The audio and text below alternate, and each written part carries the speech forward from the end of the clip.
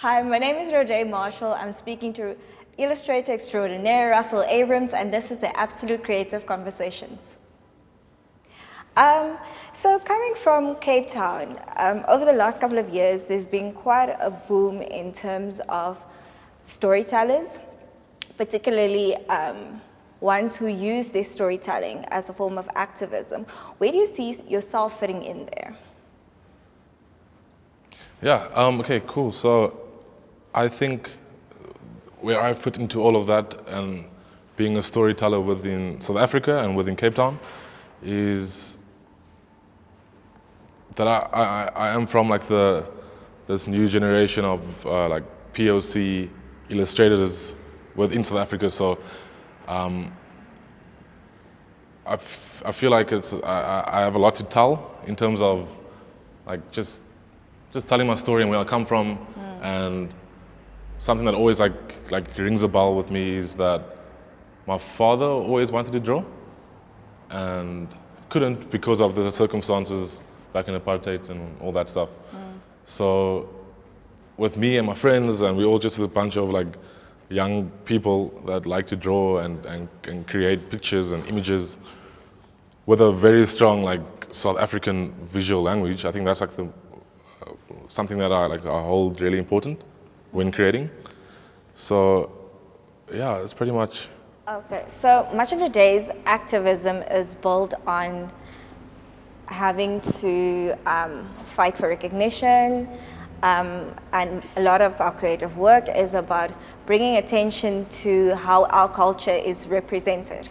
What are your thoughts on how that revolution in terms of African art has been received and interpreted globally, because our influence is being recognized far more than before, where our work was just simply stolen? Yeah. I think like what's happening in Africa and what's happening in South Africa, from what I know, is that, and I think it's because of the internet that we've been able to like showcase our world on a global scale, and that people can like look at like the creators within Africa and within South Africa.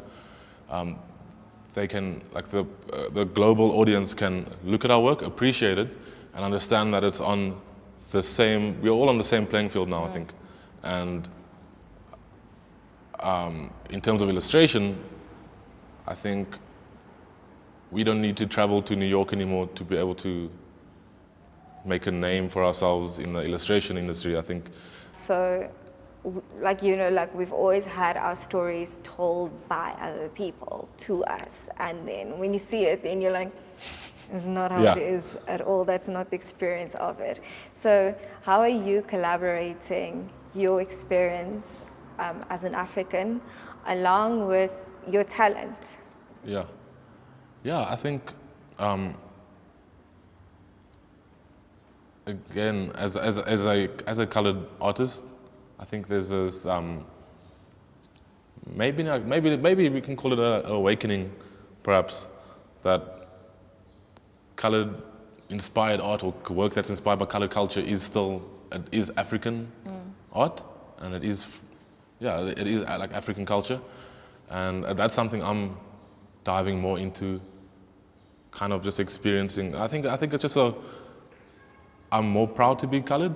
Not that I wasn't proud, but I think I'm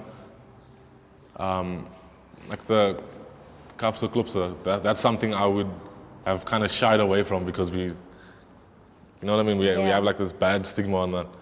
And over the last 2 years, I've been embracing that, and I've found a whole new world inside of that.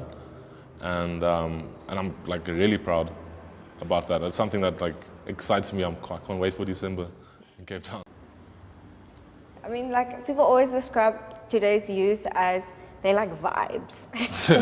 Like everything has to be a vibe. Yeah. And so using art as a form of activism to encourage people to think differently and to see their experiences as something to be celebrated. While our accents were some things that were made fun of, now we love our accents and we celebrate it. While people would say that we've got this aggressive outlook compared to other people, we're Yeah. like, it's okay, it's just how my face is. Yeah, you yeah, know? yeah.